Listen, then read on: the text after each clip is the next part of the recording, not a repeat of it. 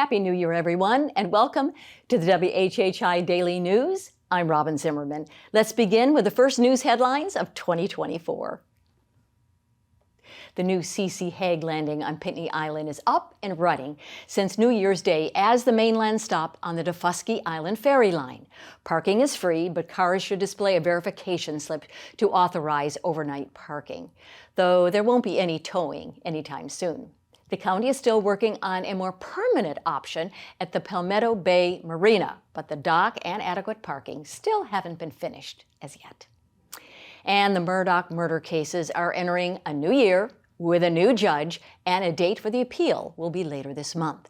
Former Chief Justice of the State Supreme Court Jean Toal will preside over the hearing, expected to begin on the 29th, where defense lawyers could call Colleton County Court Clerk Becky Hill on allegations she tampered with a jury that convicted Murdaugh of killing his wife and son. Jurors also from the murder trial could be called as witnesses, and there's even a chance that now retired Judge Clifton Newman, who presided over the original case, could also be called to testify. In a year when European tourism was up 30%, well, Hilton Head's tourism marks held pretty steady. Tourism brought in about $3.1 billion to the island's economy during the 2023 calendar year, about the same as the year before. Many of those tourists were the same as well, with 76% of visitors coming in 2023 having come here the year before. And reservations for the spring of 2024 are actually up over the year 2023 by nearly 10%. And we've got a positive prison story for you. 10 inmates have just been awarded college degrees at the Kirkland Correctional Institution by Columbia International University that offers 2 years' worth of college courses with a goal of training the inmates to be assistant chaplains for the Department of Corrections. Now, since the program began in 2007, over 200 inmates have completed either associate or bachelor's degrees. The recidivism rate from the program is only 5%, compared to 19% for the general prison population. And finally, the first year of Hilton Head Island's short-term rental ordinance showed about 2% of the rentals generated complaints over noise, trash, parking, and the like. Of that 2%, a quarter of the complaints came from just 6 properties. Almost half of the complaints resulted in warnings, violations, or citations. There are 6,700 active permitted short-term rentals on the island, and there have been 335 complaints so far. Owners can be fined up to $500 and or 30 days in jail under the new town code that also allows the town to suspend a rental permit if an owner is found to have violated the code twice within a year.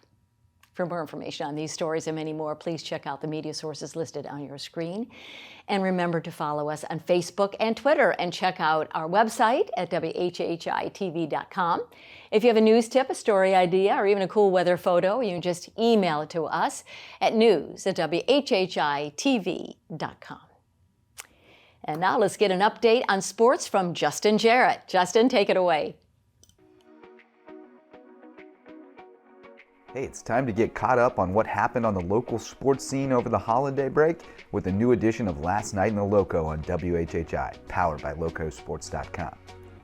When we last left you, we were preparing for some holiday hoops at the Bobcat Classic in Bluffton, as well as an epic wrestling tournament at May River with 34 teams in town for the Shark Invitational. And the teams and wrestlers repping the Lowco kept some of the hardware at home. The Bluffton girls blazed to the Bobcat Classic title with 3 wins in 3 days, hammering Forsyth Central out of Atlanta in the opening round before fending off Cypress Bay, Florida in the semifinals and scrapping out a 47-42 win over Woodmont in the championship game. Senior star Takoya Hayward was named the tournament MVP and joined on the all-tournament team by Maddie Washington, and fellow senior Jelena Mosley and freshman phenom Amira Brown also made big contributions for the Bobcats, who have won 8 straight since their only loss of the season and are 12-1 going into the new year. 2 days of intense wrestling action at May River High School resulted in the host Sharks placing 3rd among 34 teams, with only defending state champs South Effingham and Fort Mill finishing above them in the standings. Battery Creek's Gunnar DeGroat won the 175-pound title by pinning May River's Josh Echeverria in the finals, while Bluffton's Bradley Denmark was the runner-up at 285, and Sharks' Houston Rudisill and Will Morrow placed third. The action starts ramping back up tonight, and we'll be back at it on the Lowco Media Network with new local sports shows every night, or waiting for you early birds every morning. For Lowco Sports and WHHI, I'm Justin Jarrett. Until next time, go Lowco. Great update, Justin, and Happy New Year to you. And now Maria Soden with the weather. It's really been chilly. Will it continue, Maria?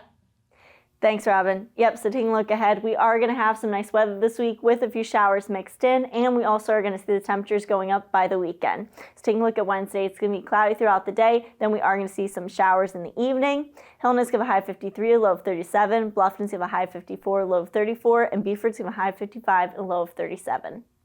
The sunrise for Wednesday is going to be at 7:24 and sunset's going to be at 5:31. Looking at the beach tides, low tide's going to be at 9:23 a.m. and high tide's going to be at 2:06 p.m.